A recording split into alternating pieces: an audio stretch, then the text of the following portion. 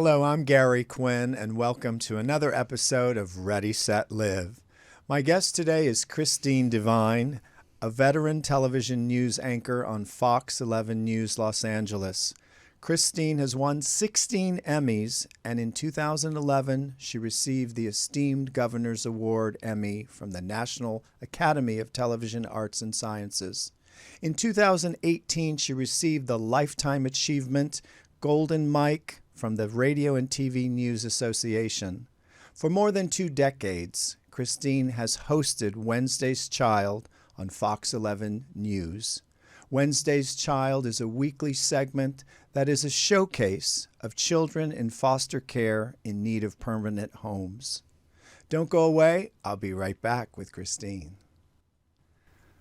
Welcome to the show, Christine. Hi, nice to see you again. Again. We always meet at various functions in the weirdest places. You're always coming out of the bathroom or I'm going in the bathroom. And we always take a selfie. That's right. Yes. I have proof. Take a picture. You know, you have had an extraordinary path, and I believe that what you do is inspiring people, not by just being on the news, but you have so many foundations and so many beautiful, let's say, opportunities to be a platform for people. And that is specifically is Wednesday's Child. Yes. Let's talk about that because I want people to really know what Wednesday's Child has done for people or children. I think you're right. Being a news anchor in Los Angeles, there is that broad platform to get this beautiful message out. And it was an assignment 25 plus years ago to showcase kids in foster care in need of adoption. And what we do is we do a dream day for these kids. So we know not every child will find that perfect fit in a family, but we want them to have a day that they will never forget. So whether it's meeting Kobe Bryant at Laker practice, getting a pair of his shoes, shooting the basketball, that's a day a child will never forget. And then we let the world know that there are kids in the foster care system in need of adoptive homes. You know, I recently saw an interview with a gentleman from Georgia who adopted a young boy who had not had a home. And he, as to date, adopted, I believe, 4 kids. And he's a single dad. Mm-hmm. And he's raised them. And he was just saying that it's so important for kids to have a sense of home but well-being, because if you go through your life without having a home, there's a sense of abandonment. There is so much that goes into being in foster care where the kids are moved from home to home to home for a number of reasons. Imagine the instability, the new schools, the strangers. You're a little kid, you're coming into somebody's home with their rules and their lifestyle, and then you go to another one. So adoption provides that stability, that security, that forever, that at 18 you don't emancipate and you're handed a bag with your stuff and out there to go survive in the world. How did it start? I mean, what was the catalyst that became the opportunity for you to create it? I wish I could take full credit. Okay. I can't. There's a segment like this in many cities across America. I like to say we did it bigger and better. We picked up the assignment about 1995. It's been so many years. A long time ago. I'm going to go with 1995. Okay. Let's do that. Okay. And then what we did is we then got sponsorship. We got on board with a national program. That meant a reunion at Knott's Berry Farm every year. That meant keeping track of adoptions, following it. Where does this child end up 2 years from now? And so now some of these kids that I met when they were 8 years old, they're my friends at 26 years old. Wow. Yeah. That is so cool. I mean, I think also what you're doing is you're also inspiring young kids, but also possibly saving their lives in some way. Look, when we look at the numbers of kids from the foster care system who are homeless or incarcerated, substance abuse issues, it's tremendously high in that population. So if we can prevent some of that early on, imagine the difference you make on the planet in America. Yeah. Now, when you were a little girl, your extraordinary path, was it set to be on TV as a journalist, or what was the intent that you said, I want to do this? Well, my parents were both teachers, so I thought, how do you study every day?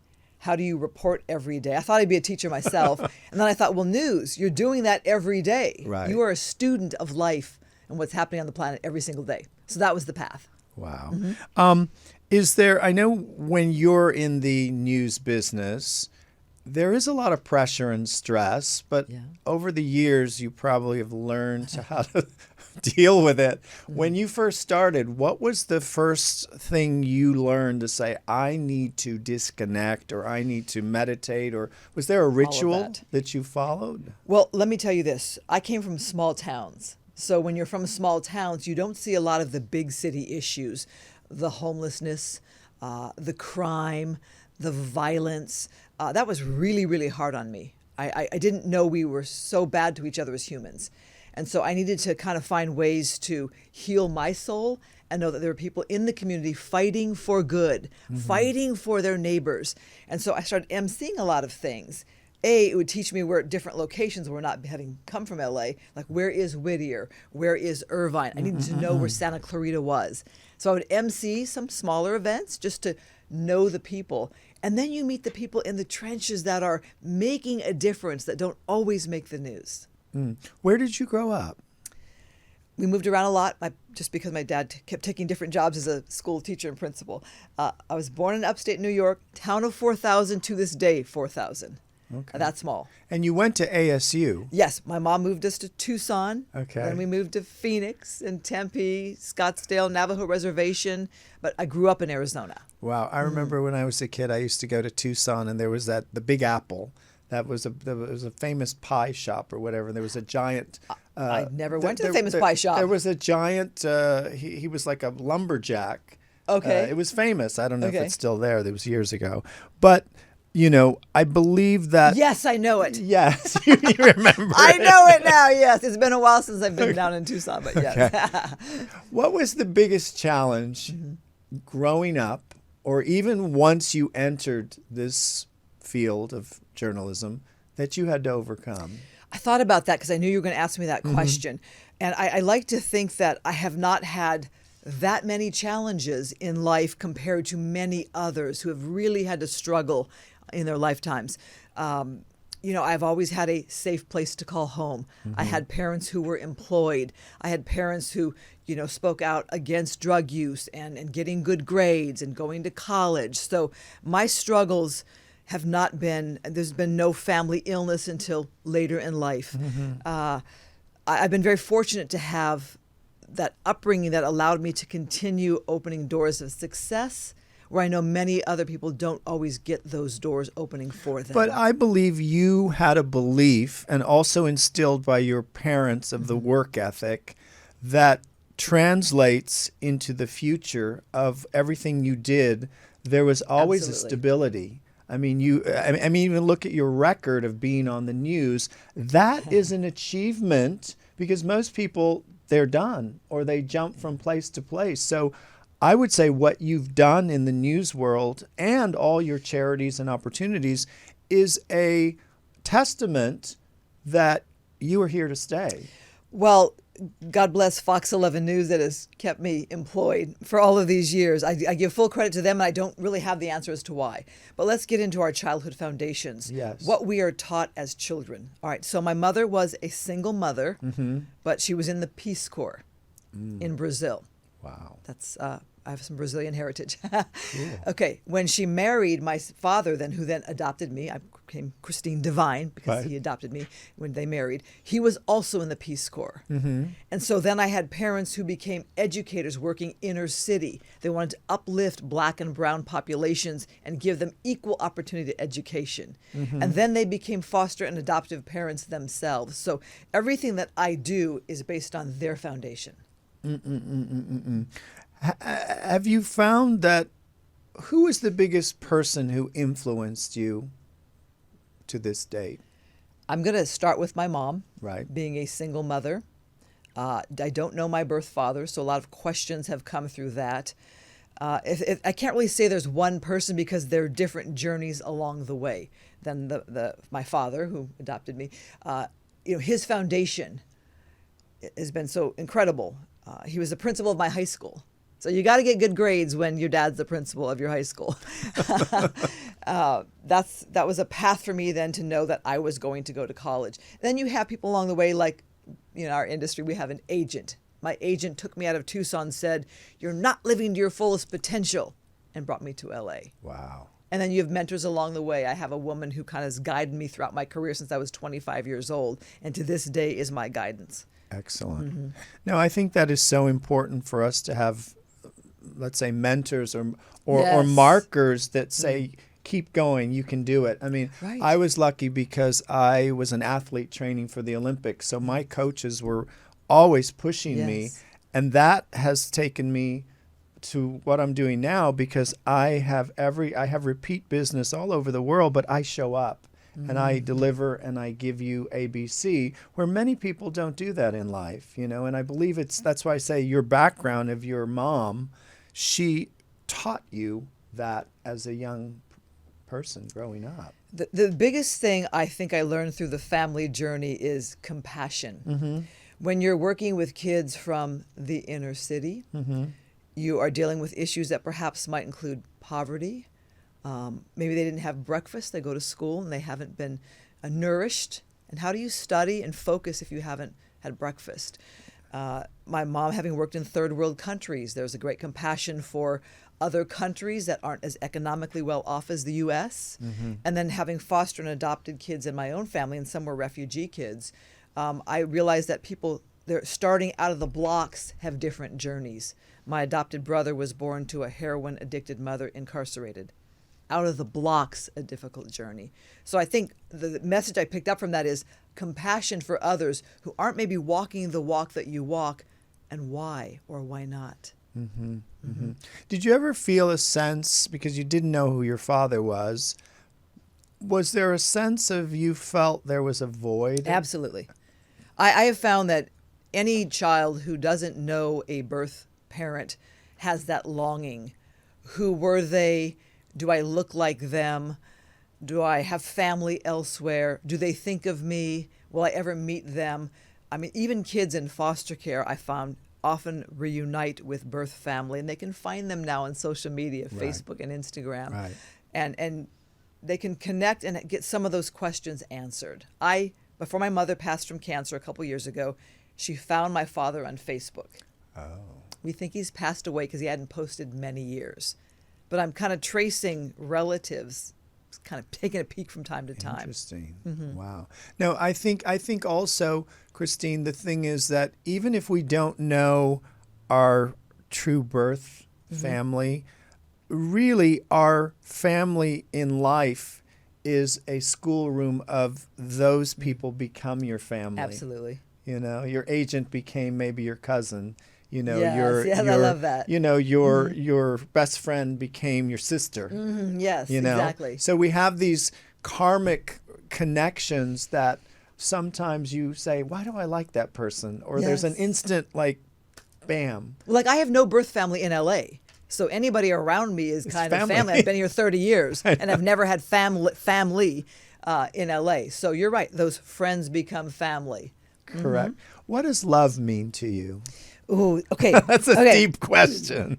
As a news person, we deal with facts and figures. Love it. And I'm like, how do I answer that question?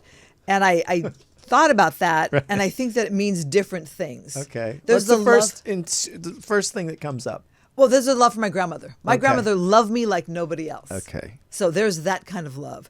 There's the love that you have for a best friend, like you said, who's your sister. Mm-hmm. There's the love for, the romantic love, the boyfriends of the past, the husband of, there's a different kind of love. There's love for life. Mm-hmm. So to me, I think it means different things with different people and in different ways. And I think the thing to look at here is that we're in a time of, I would say, world confusion. A lot of that. And that's going on all over the world. Yes. And I think the most important things for individuals to look at is to get out of the fear and start to live in this sense. And I know that I instill this with a lot of my business people that I coach, is that we can't run from fear. We have to have that breakthrough of this is the life are living. Yes. And we've got to make the best of it. Right. And you've got to not take anything for granted. You know, none of us. Well, we've been in COVID pandemic times, and I just spoke at an event, and I looked out at this audience of 3,800 first responders and essential workers, and I thought, we really are in this together. I mean, I had COVID over Christmas, gave it to my sister, gave it to her kid. I had family who were completely out of work because of COVID times. I, being in the news business, went to work on overdrive. Right. So I think that we're all in this weird world right now, as we are emerging from that, but yet still in that, and figuring out our way and praying we can pay our bills. What has been the most profound lesson you've learned so far? That the lessons keep coming, that the journey never ends, that there's a new chapter and then another chapter. That is your book. You just said it. What is that? The journey never ends. Oh, great. You need to write a book. Great. Yes, there are life lessons along the way. Right. People say, does it get any better? I don't know if it gets any better. It gets different. It gets different. What is the best gift someone has given you or that you've received? Is that a material thing? Yes. Oh, Or it goodness. or it could be, it doesn't have to be material. Oh, my gosh, I have to think real quick. Yeah. I'm thinking of something current that just comes to mind. One of my fellow co-anchors gave me a necklace with my initial on it when she came to the station. She was a new hire, and she had been adopted. And I just felt like we had this shared journey of me covering adoption and having my parents having been foster and adoptive parents, and she being a child who was adopted. There's a kinship there, and I thought that was kind of special. Wow. What does the soul mean to you? I think the soul is what is inside of us, and I think we're born with some of that, and also our circumstances create some of that. The lessons of my family with the compassion, that's a taught thing. I think for people that we see, I cover a lot of violence and broken people in my industry. Why are they that way? Why is their soul that way? What damage has been done along the way? And so I think that the soul, like I said, is something you're born with. Because there's some people who are so genuinely joyous or funny, and you're like, where do you get that? I say, is your mom funny too? I mean, why come you're so funny? Because I'm not that funny. So I think it's a combination. Yeah. What makes you laugh? I love a good comedy. I love funny people because I'm not that person who is witty and quick. And those people that are hysterical? Oh, yeah, they're like, bop, bop, bop. I love funny people.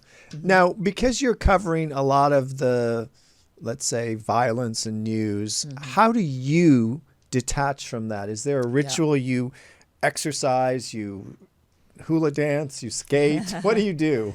I call it balance. You have to have balance in life. It can't be all that. Right. And so I think what I did is I would start taking on some of the positive stories as proof that there is good out there. Wednesday's Child being one segment. But there are a lot of great things happening on the planet each and every day. Are we telling the stories? Does the camera show up? We've got an hour newscast at 10 p.m. on Fox 11. That's a lot of time to slip in a positive story. Correct. To give people hope. Correct. Yeah. Correct. Have you had any, let's say, epiphanies in the last couple of years during this COVID that I must do this, like a bucket list that you say, Christine has to do this now? Take a trip. It's funny. I was doing some bucket list stuff when COVID hit. I'm not a big traveler. For some reason, I had a fear of traveling. Okay. I said, my mom passed away. I'm going to do it. I'm going to travel. So that year I went to Italy, England, and China. 2 months before COVID, I was in China. Yes. Wow. So I saw COVID coming to America. I saw it. But then that bucket list obviously was put on hold because of COVID times. So now I just realized there's a huge importance right now in world affairs. I say it was politics, pandemic, protests, and all over again. So I feel this great sense of importance right now on the planet. What was your favorite thing in Italy? The food. You've been. Yes. Oh my goodness, the food. Yes. And then the walking too. I mean, you would eat pasta and pastries every day Yes. and walk it off. Walk it off. They say they have the best pasta in Italy. They were It not is. lying. It is. I don't know whether it's in Yes. the water or the sauce or Mm. the vibe, but it's there. I mean, Yes. when I'm there, I try not to eat so much pasta Really? because I'm working and it sort of makes you kind of heavy. No, I But- had it every day. But we walked so much because we were tourists. Right. Right. I did not gain 1 pound because we walked so much. Wow. Were you in Rome and Milan, or what was? Rome, Amalfi Coast, and then 1 day layover in Venice. Wow, excellent. Mm-hmm. I think you would love Japan. Have you been there? Really? It's beautiful. Everything is organized. It's clean. I heard that. The food, you never get a bad meal. Even if you just go to a local diner, everything Oh, is my served with like the presentation. Yes. It's amazing. And I think there's places in the world that you feel I just want to keep going there, Really? And I Well, think thank you for that recommendation. And travel, and when you go, I'll give you a list of all the places to go. It's Tokyo, Osaka, and Kyoto. I will let you know when I'm ready to go. But you should go, because I think that's one of the places people should experience if they travel anywhere. Okay. What is in the future? What's your purpose, your intent that you now want to create for you? I do feel a sense of there being a new chapter. Remember, I've been at my station now 32 years Wow. of local news. I don't know what the universe is going to open up for that next chapter, but I'm ready I put that out to the universe. Okay, is there something more, different, new, another place to serve? Right. But I have an interest in fashion, which kind of was an unexpected interest. And if there's a side fun project, it's the fashion. Well, I think you should do your own line of clothes. Thought about Why it. not? Thought about it. But I'm a little busy right now. The daily grind of local news is true. kind of unfortunately 5 days a week, right? Yes, but you got Zooms at 9 a.m. and I don't get home till midnight. So Yes, I I work know. nights. I remember you used to finish, because I used to watch 11:30. You were still there, But I think the key is to build the bridge, and I know that you excel in fashion, and I think you'd be great with a line of California chic or something. Go on. Something really, Go on. I don't know, cool. Well, right now, I've been emceeing a few things in the fashion world. We've Okay, got good. Fall Fashion Week coming up in September. We got a lot of events coming up for that. I'm very excited about that. And right now, I'm just supporting local designers, wearing a local designer right now, Eva Varro. And I just love uplifting people that are creative. And, we don't always think about fashion, but we're all wearing something that somebody somewhere Correct. designed. Correct. Yeah. So Wednesday's Child, if anybody would like to be a part of it or donate or get involved, how do they do that? Okay, it's a little hard that way because it is a program through DCFS, Right. Department of Children and Family Services. It's not a nonprofit, it's not a charity, it's a story. And so the way you would donate are partner type organizations. Many nonprofits out there would love your support. There's a great group called Foster Nation, started by one of our former foster youth. During COVID times, they were getting meals to kids in college in foster care. That's one group. A Sense of Home helps kids in the foster care system get their first apartment and furnished. Like when you moved out, did Wow. mom give you a box of dishes and sheets? And Correct. kids in foster care don't have that contact. That's So great. they will do their apartment for them. Wonderful, wonderful. Answer these quick questions. Okay. Love is, Love is feeling safe. God is, A journey we all explore in our own way. heaven is. Somewhere I hope to be. My favorite thing to do on a Sunday is. Exercise, power walk, gym. Okay, that's what I do. Well, I want to thank you for taking this time to spend with me here. I know we always run into each other, but it's almost like I've known you over the years, Yes. and you're like a sister. even though we don't see each other every day. But I always think of you, or when the great thing about television is you can just turn you on and go, hi, Christine, how are you? I'll be there tonight. You'll be there. Thank you so much for coming in. Thank you. And you can listen to this podcast or hear us, and find out about Wednesday's Child at any of Christine's Instagram, or you can just go to Fox News and watch you. Yeah, Fox 11 News in LA, KTTV. Cool. Yes, thank you. I'm Gary Quinn. Until next time, be well.